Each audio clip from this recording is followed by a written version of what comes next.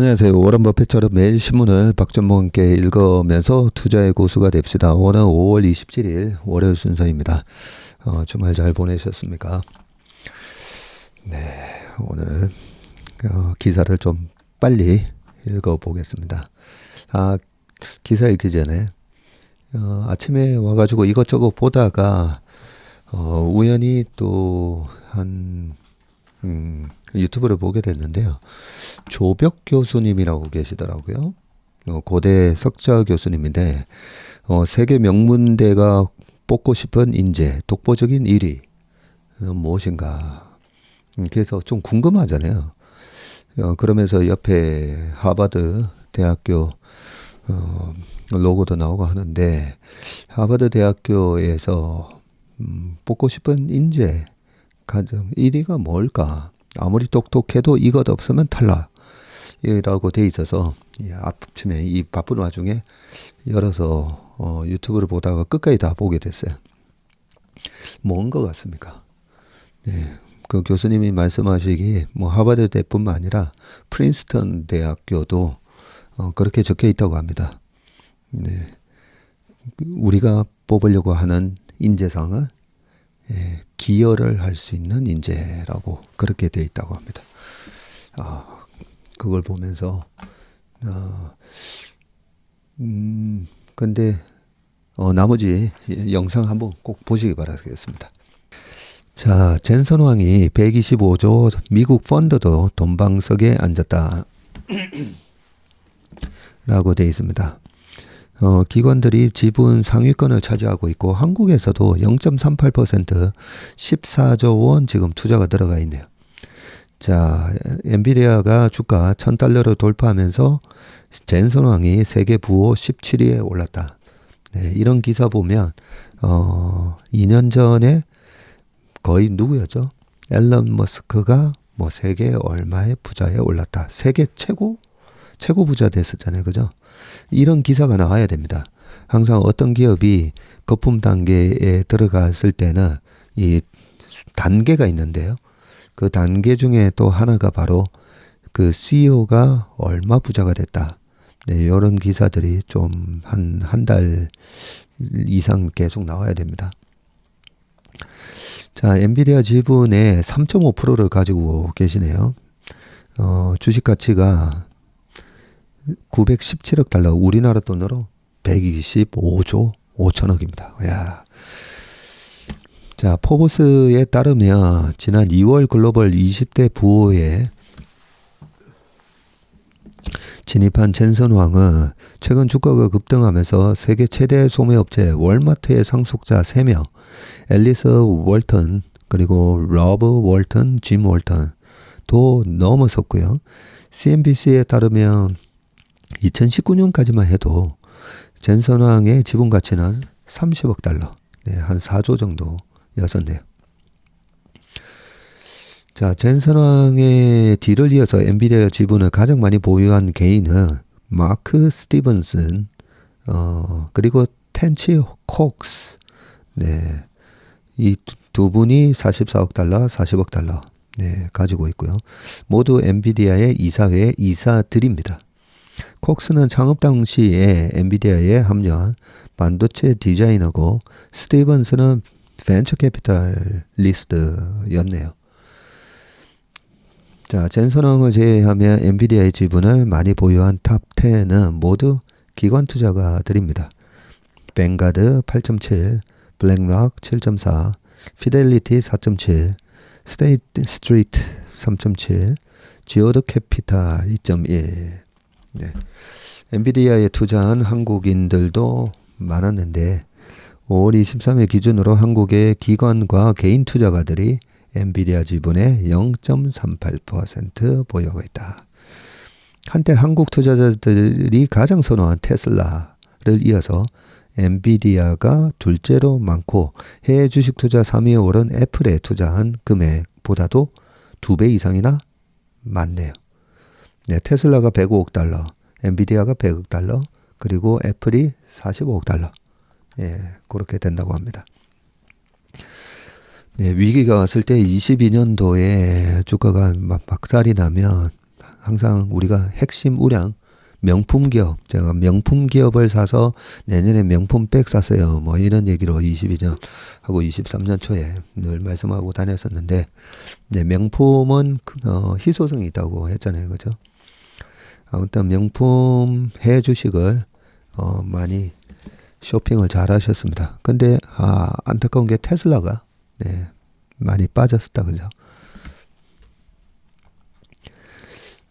AI 반도체 분야에서 엔비디아에 대한 의존도가 커지자 구글과 메타 등 글로벌 빅테크들이 반 엔비디아 전선을 구축하고 있고, 엔비디아의 GPU를 대체할 자체 AI 반도체와 소프트웨어를 개발하는 시기다. 네. 요 뒤에 엔비디아 제일 많이 가지고 있는 기관이 뱅가드 8.7이고요. 블랙락이 ETF 1등인데 블랙락은 7.4네요. 뱅가드가 더 많이 가지고 있고, 피델리티가 4.7%나 들고 있군요. 그리고 스테이트 스트리트 여기도 ETF 많이 하는 운용사 3.7. 요런 순서이네요. 3월 31일 기준입니다. 네, 그다음 엔비디아에 관한 좀 더 구체적인 얘기 좀 더 읽어보겠습니다. 네. 저희도 뭐 엔비디아 주식을 아직까지 고객 계좌에 들고 있지만, 예전에도 테슬라 3분의 1 팔았습니다라고 690불인가 됐을 때 말씀을 그때도 드렸었는데, 이렇게 3분의 1 이렇게 우리가 항상 주식을 보면요, 아까 생각했던 것보다 더 간다고 했잖아요. 그래서 이 정도면 거품인데 하면서도 그 항상 주식 시장에 뉴턴의 제3법칙이 다 적용이 된다고 했잖아요. 네. 관성의 법칙이 적용이 됩니다. 계속 가던 방향으로 계속 가려고 하는 그 힘이 있기 때문에 항상 우리가 생각했던 것보다 더 올라가고 생각한 것보다 더 빠집니다. 근데 그 3분의 1을 처분하는 이 어깨라고 하는 시점부터 보면, 나중에 지나고 보면 그 믿음이 있어야 되는데요. 우리가 어떤 주식을 무릎 이하다고 해서 살 때는 반드시 2년 안에 이 가격보다는 올라올 거야. 그게 길게 봐서는 3년입니다. 절대 그 주가든 뭐 어떤 투자 자산의 가치가 자기 본질 가치보다 현저하게 밑에 있거나 현저하게 위에 있는 시간이 2년을 잘 못 넘기거든요. 근데 길게 봐서 3년인데 그런 의미에서 항상 본질 가치보다 올라가도 이 관성의 법칙 때문에 팔면서도 결국은 이 거품의 가격은 다시 떨어질 거야. 그 믿음이 없으면 절대 못 팝니다. 살 때도 마찬가지입니다. 살 때도 네, 본질 가치를 반드시 회복한다는 그 믿음이 없으면 못 삽니다. 근데 그걸 바닥을 잡아서 사고 꼭지를 잡아서 또 팔려고 하니까 그거는 또 신의 영역이잖아요. 그 신의 영역은 어쩌다가 팔았는데 꼭지에 팔리는 거지, 그 정확하게 이 꼭지를 꼭지에서 못 팝니다. 그것도 내가 그렇게 절대 꼭지에서 못 판다라는 걸 인정을 해야 된다고 생각합니다. 안 그러면 엄청난 스트레스에 쌓이게 됩니다. 최바닥에 주식을 살려고 최꼭지에 주식을 팔려고 하니까 그거는 정말 신의 영역에 도전을 하는 거기 때문에 될 수가 없는 거거든요. 자, 두 번째 기사 좀 보겠습니다. 용산 상가를 자주 찾던 젠슨화 17년 전부터 AI 잭팟 궤. 5년간 주가 30배 올라서 1000비디아. 자, 무엇이 엔비디아 성공이 이끌었나? 네, 저는 요 부분을 보고자 하는 겁니다. 무엇이 엔비디아 성공을 이끌었나? 자, 엔비디아 주가가 1064불이 됐고요. 네, 실적 발표하면서 그것도 발표했죠. 액면 분할을 발표하면서 주가가 추가적으로 올랐습니다. 자, 엔비디아 시가총액이 지금 얼마냐면요. 3,580조입니다. 네, 밸류에이션 거품이고 어깨고 이거는 어떻게 알지? 네, 시가총액을 비교하면서 알 수 있는 겁니다. 지금 다른 기업의 시가총액하고도 비교하고요. 과거의 이 회사의 시가총액 그리고 과거에 이런 모멘텀을 만들어졌다. 그런 기업의 시가총액은 어디까지 갔었는가 뭐 이런 걸 보는 거죠. 자, 애플 이제 여기서 한 10% 좀 더 한 12% 오르면 애플 주가 따라잡게 되는데 얼마 전만 하더라도 애플 주가가 2조 6천억 달러였기 때문에 애플 주가가 최근에 좀 안 올랐으면 시총이 바뀔 뻔했어요. 자, AI 가속기 시장의 약 97%를 차지하는 엔비디아의 질주는 당분간 멈추지 않을 것으로 보이고 AI 가속기는 AI 데이터 학습과 추론에 사용되는 AI 반도체의 일종이죠. 네, 마이크로소프트, 구글 같은 그런 빅테크 기업들이 천문학적인 투자를 진행하고 있고요. 엔비디아의 제품 수요가 계속 늘고 있습니다. 원래 컴퓨터 게임을 위한 그래픽 카드를 만들던 엔비디아가 AI 반도체 황제의 자리에 오른 것은 AI 열풍에 운 좋게 편성했기 때문이 아니고 끊임없이 새로운 시장을 찾고 산업 현장을 바닥부터 훑고 다닌 CEO 젠슨 황의 결단력과 집요함이 있었다라고 되어 있습니다. 자, 엔비디아의 연혁이 나오는데 1993년에 설립하셨군요. AMD 반도체 기업 AMD에서 반도체 디자이너로 일하던 젠슨 황이 1993년 그래픽 반도체 설계 엔지니어였던 커티스 프리엠 등과 공동 창업을 했었군요. 1993년. 야, 이들은 게임에 사용되는 데이터 양이 갈수록 많아져서 기존 범용 그래픽 카드로는 처리에 한계가 있을 것으로 내다봤고요. 갈수록 정교해지는 3D 입체 그래픽도 게임에 본격적으로 사용되기 시작을 했고요. 게임용 그래픽은 가장 복잡한 연산을 수행할 수 있어야 했고 더구나 게임 산업의 성장 속도를 감안하면 수요도 폭발적으로 늘어날 것으로 전망을 해서 이들이 게임 업계를 겨냥한 고성능 그래픽 카드를 만들고 그래픽 처리 장치 GPU라는 이름을 붙였다고 합니다. 지금은 고유 명사가 된 GPU의 시작이 이렇게 됐었군요.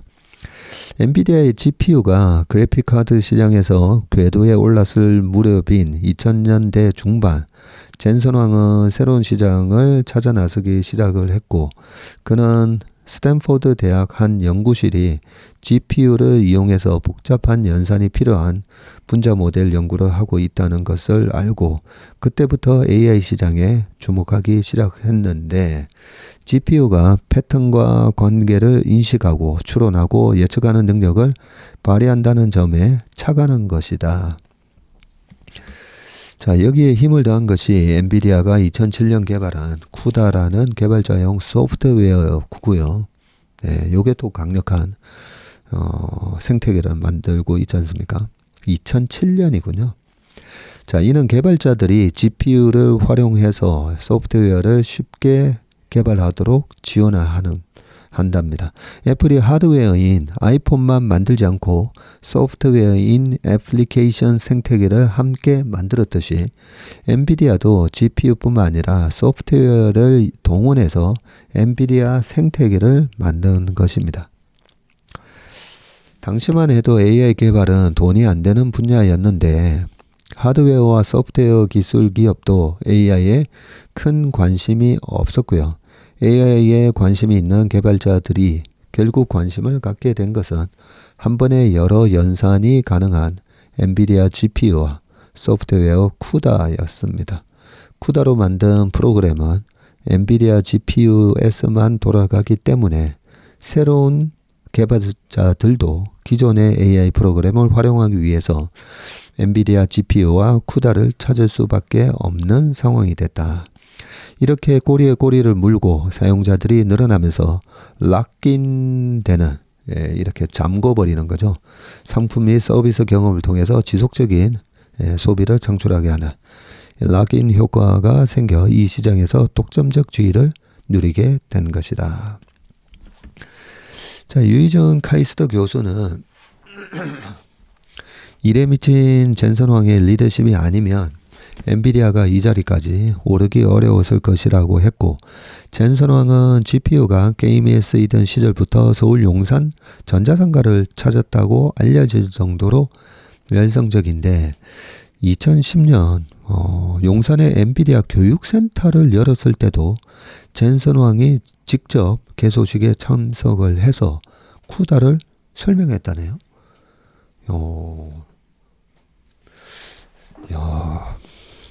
이 한국 용산에 와가지고 전자상가에서 이런 것까지도 하셨군요. 참 대단한 열정이시네요.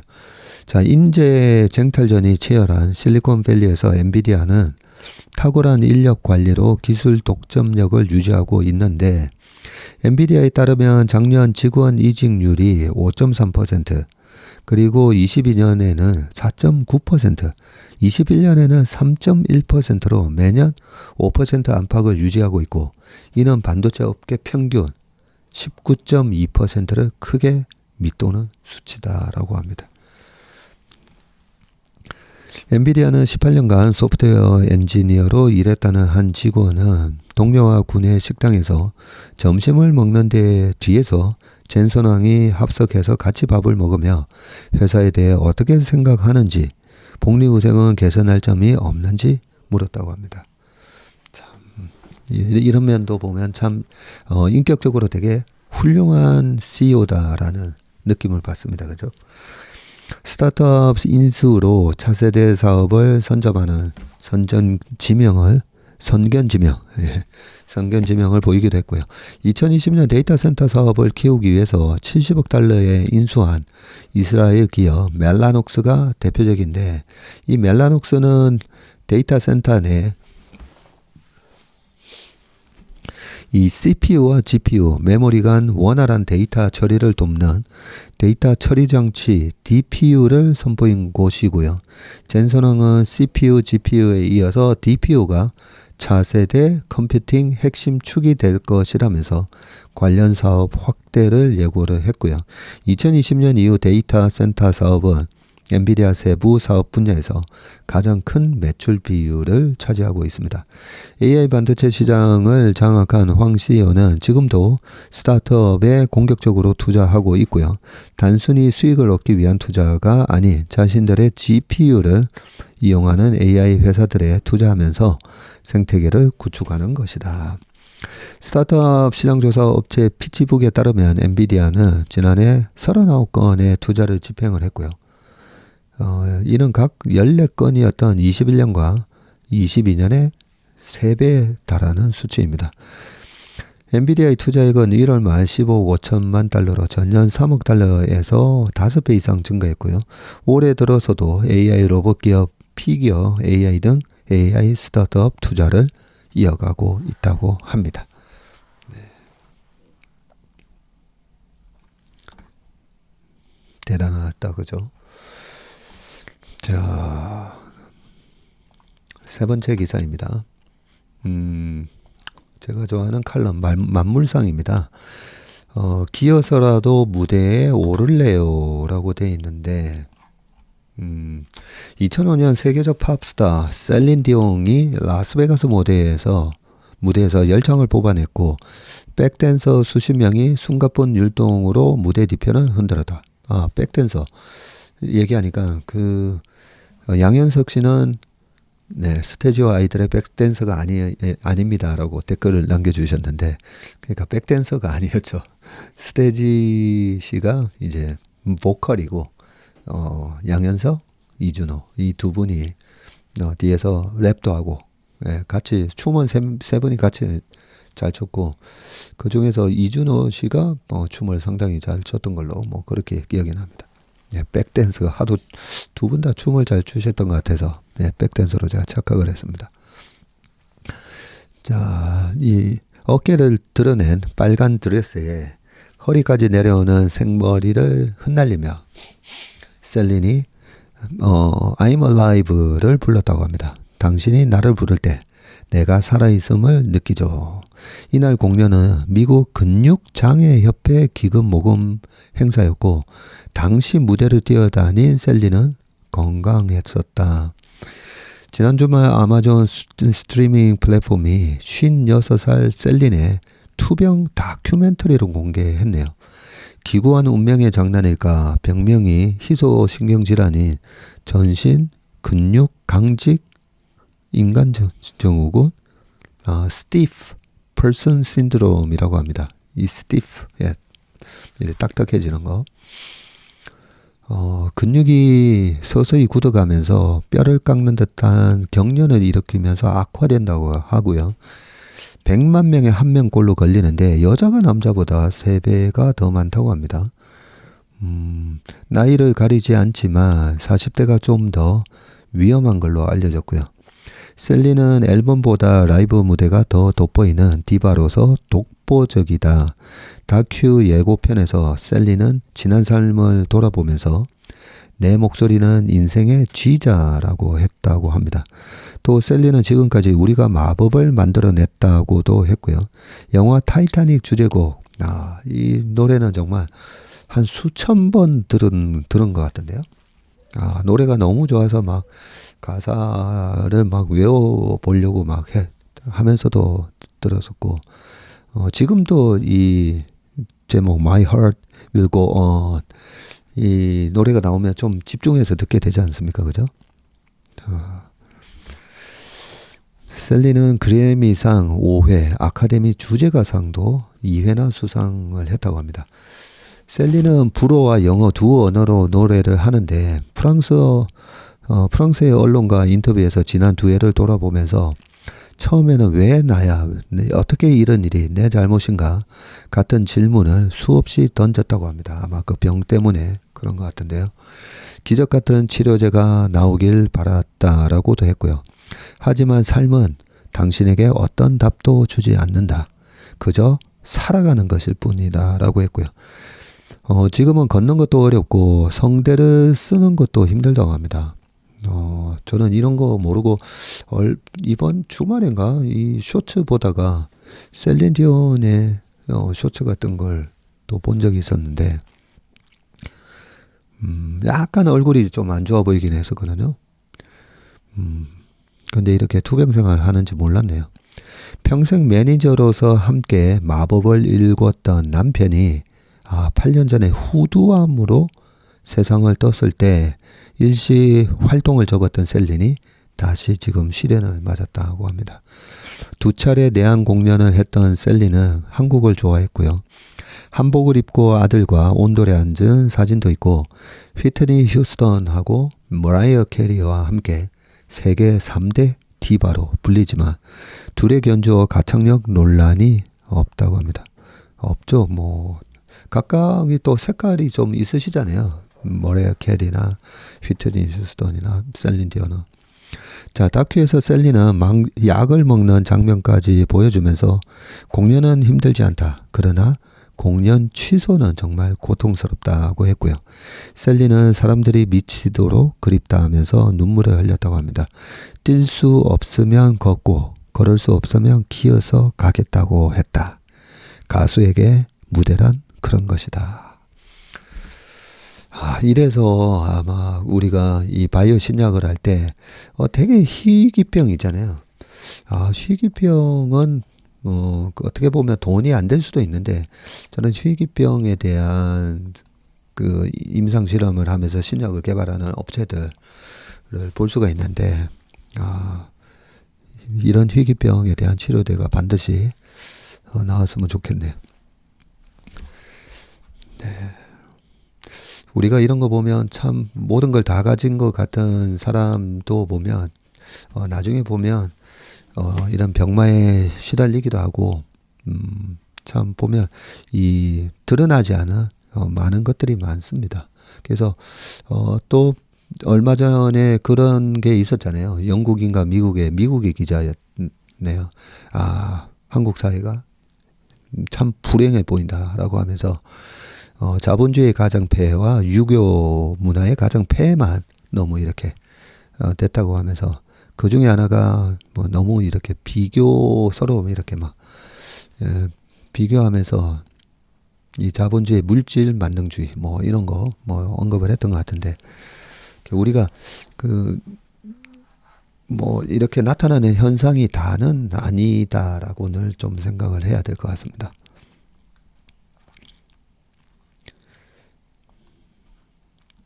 자, 그 다음은요. 요즘 누가 홍삼을 먹어요? 비타민 먹지라는 기사가 있습니다. 네. 자, 건강기능식품이 매출 4년 새에 1조 원 넘게 늘었지만 홍삼은 4,200억? 줄었네요.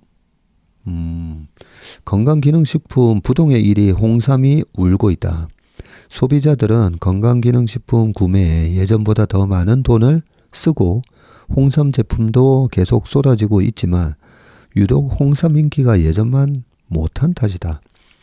전체 건강기능식품 시장이 우상향하는 가운데 홍삼 시장은 거꾸로 내림세고요. 홍삼이 역성장 늪에 빠진 것인데 자, 업계에서는 다른 제품보다 가격이 비싸고 올드한 이미지에 맞춤형 영양제가 쏟아지며 치열한 경쟁이 펼쳐지는 상황에서 과거의 영광에만 안주해온 홍삼이 갈 길을 잃었다는 지적도 나온다. 그러고 보니까 제 책상에 홍삼은 없고 요 비타민은 있네요. 근데 제가 비타민은 그나마 좀 먹는데요. 다른 영양제는 이상하게 약간은 이렇게 아티피셜한 거 있잖아요. 인공적으로 만든 거. 네, 그런 거를 좀 잘 안 좋아하다 보니까 이상하게 영양제, 종합 영양제 이런 건 좀 안 먹게 되더라고요. 그래도 홍삼은 제가 참 그래도 좋아하고, 홍삼을 먹어서 제가 좀 체질이 바뀌었습니다. 정확하게는 홍삼이라기보다는 산양삼이었는데요. 제가 몸이 보면, 에너지가 막 되게 넘쳐 보이지만 실질적으로는 되게 허약 체질이거든요. 지금도 이렇게 마이크에 보면 제 숨소리가 약간 쌕쌕거리는 요런 숨소리 나잖아요. 예, 이 기관지 천식을 제가 오랫동안 알아왔기 때문에 천식기도 아직까지 좀 있고 어릴 때 뭐 병원에 정말 병원 달고 살았었습니다.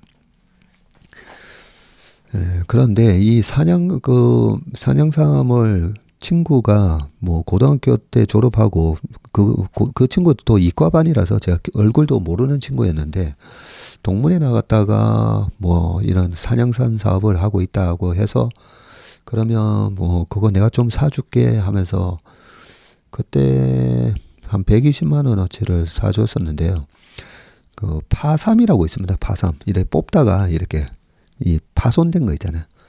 그 파삼은 다른 거는 한 뿌리에 한 6만 원 이러는데 그 파삼은 4만 원 뭐 이런다길래 그러면 파삼 한 80만 원어치 보내고 그 괜찮은 거 40만 원어치 괜찮은 거 40만 원어치는 다른 분들 뭐 나눠드리고 파삼을 집에서 저희 부모님들도 같이 이렇게 좀 나눠 먹었었는데 그걸 먹고 한 2달쯤 지났을 때 어머니가 전화가 오신 거예요.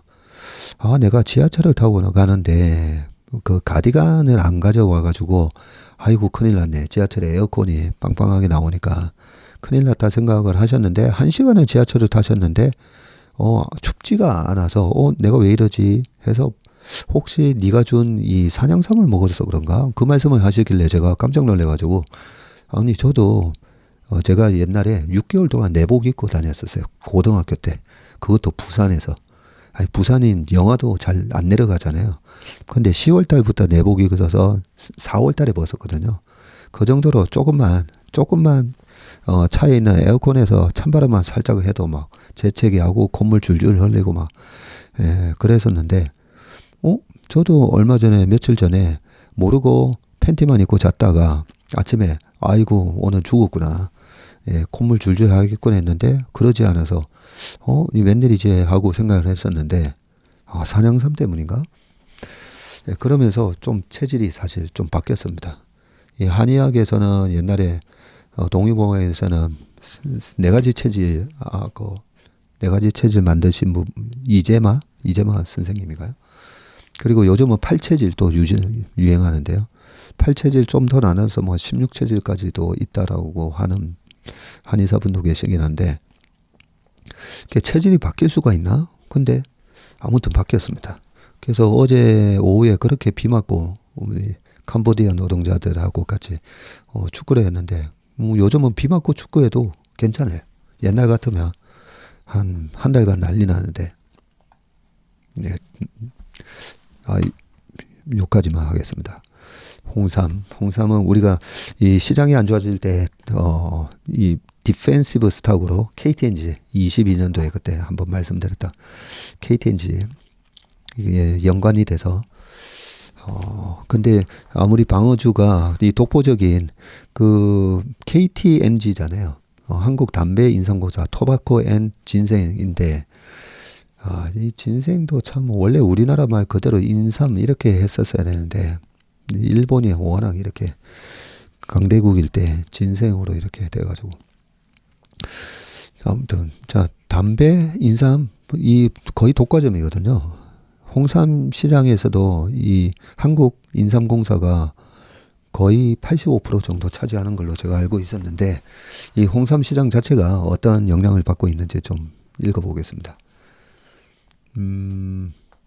자, 중고 거래 플랫폼인 당근에 접속을 해보니, 미개봉 새 제품 홍삼 스틱 팔아요.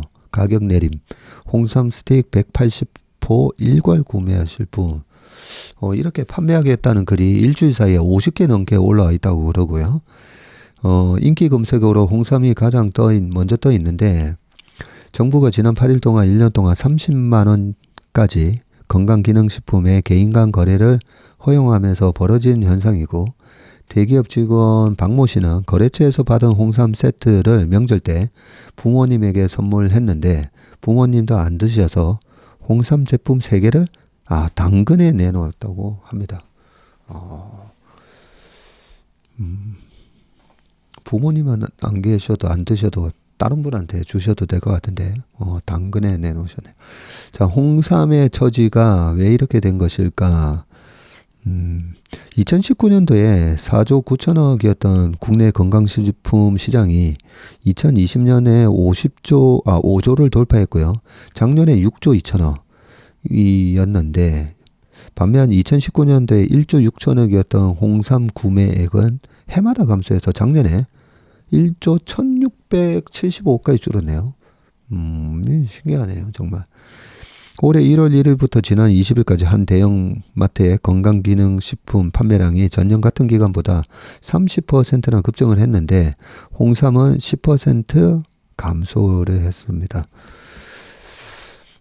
홍삼이 잘 나갈 때는 명절 때 판매되는 건강기능식품의 98%를 차지한 적도 있었다고 하고요. 근데 지난 설 명절 때는 80%까지 떨어졌네요. 홍삼이 압도적이군요.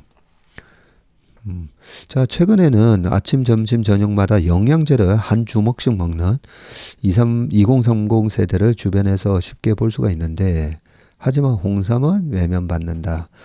한 30대 정모 씨는 아침에 일어나면 비타민, 유산균, 아르기닌, 루테인, 오메가3 등 영양제를 10개 이상 넘게 먹고 젊었을 때부터 건강을 챙기려고 노력하는데, 홍삼은 가격도 부담스러워 손이 가지 않는다 라고 이렇게 돼 있네요. 자, 지금 순서가 보니까 1등이 홍삼, 2등이 비타민, 3위가 프로바이오틱스. 네, 비타민이 9,400억. 홍삼 바로 밑턱까지 쫓아갔고, 4위가 EPA, DHA, 5위 체지방 감소 제품, 6위가 단백질 보충제, 라고 되어 있습니다. 자, 부진한 이유는 그래도 알고 가야 되니까, 자구 노력 부족한 홍삼 업체들이라고 되어 있는데요. 홍삼이 정점을 찍고 하향세를 보인 게 어제 오늘 벌어진 일이 아닌데 적절한 대응을 하지 못했다라는 것이고요. 식음료 기업들은 소비자들을 깜짝 놀라게 하는 신제품을 개발하고 해외 시장을 뚜레려 발버둥을 치는데 홍삼업계는 관광객 면세 매출과 명절 선물 시장을 따놓은 당산처럼 여기며 안이하게 대처한 게 사실이다라고 했고요. 유명 연예인을 광고 모델로 섭외하고 짜먹는 방식, 젤리형 등 제형을 바꾸는 수준에서 신제품을 내놓을 뿐 근본적인 변화를 통한 소비자 트렌드 따라잡기에 완전히 실패했다는 지적입니다. 자, 홍삼의 인기가 절정에 달했던 2010년대에는 홍삼 판매 업체가 250개에 달했는데 최근에는 150개까지 줄었다고 합니다. KGC 인삼공사는 최근에 글로벌 종합 건강 기업으로 도약하겠다라고 했고요. 자사 제품만 판매하던 KGC 인삼공사 온라인 오프라인 매장에는 최근에 다른 회사 제품을 들여놓기도 했다고 합니다. 글로벌 시장 전략 확대 전략을 물으니까 중국 기업과 협업을 해서 현지 맞춤형 제품을 출시하고 미국에서 홍삼의 효능을 홍보하기 위해서 미국 대학과 연구를 진행 중이다. 글로벌 온 오프라인 유통망 확대를 위해 협업 강화를 추진 중이라고 말했다. 네. 오히려 삼양식품이라든지 우리나라 글로벌라이제이션에 성공한 그런 음식료의 마케팅 전략은 뭐였을까? 네, 그걸 좀 보는 게 좋을 것 같은데 약간 그런 거 있지 않습니까? 불닭볶음면을 보면 재밌잖아요. 홍삼이 아까 올드한 이미지라고 돼 있었는데 저는 그 마케팅의 그 홍삼의 앞으로의 마케팅 전략을 이 재미적인 요소에 좋은 거는 다 아니까 몸에 좋은 거는 아니까 네, 재미 요소에서 찾으면 어떨까 싶습니다.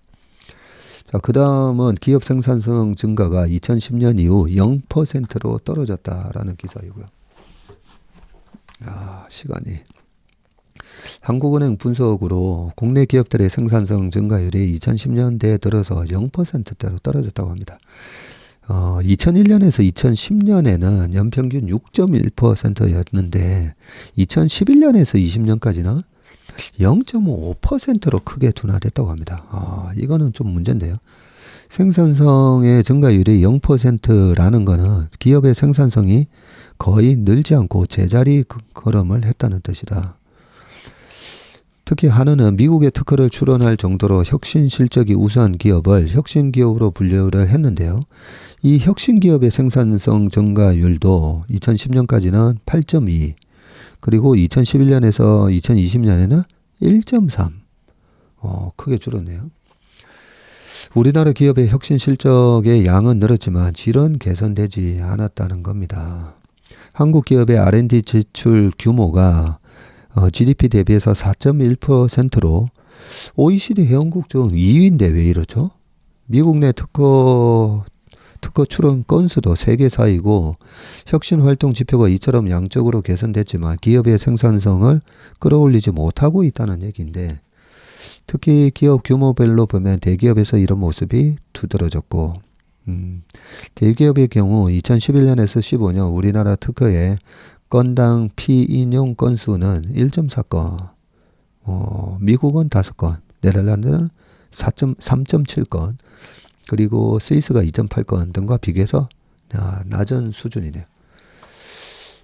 특히 피인용 건수는 특허의 실질적인 영향력을 보여주는데 국내 기업이 미국에 출원한 특허 가운데 대기업이 기여한 비율은 95%에 달하지만 특허 피인용 건수는 대기업과 중소기업의 차이가 크게 없답니다.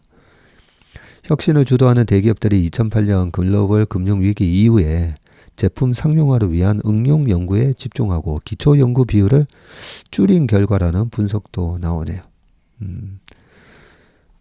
자, 한국은행은 기업의 혁신이 생산성 제고로 이어지려면 기초 연구 강화와 벤처 캐피탈 기능 개선, 창업 도전을 격려하는 환경 조성 등을 추진해야 한다고 했습니다. 자, 마지막 기사는 부동산인데요. 서울 아파트 시세가 전고점 95%까지 회복했다고 하네요.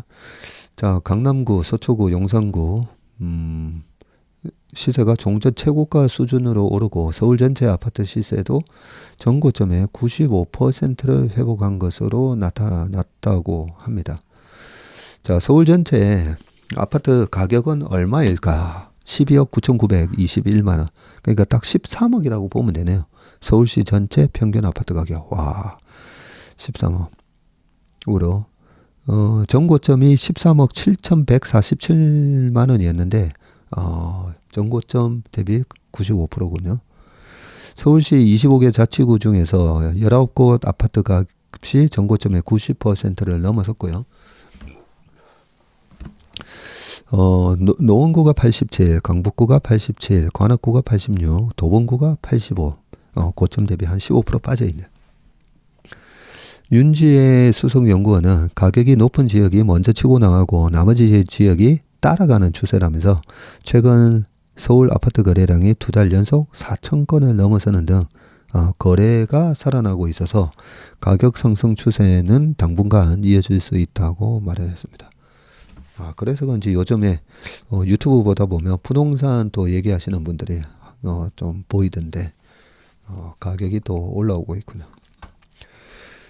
네, 부동산을 체크하는 이유는 부동산 가격이 급락을 하게 되면 아무래도 소비가 위축이 되고 경제의 상황을 또 이 부동산 때문에 웰스 이펙트의 효과가 가장 크게 많이 나타나는 게 부동산이거든요.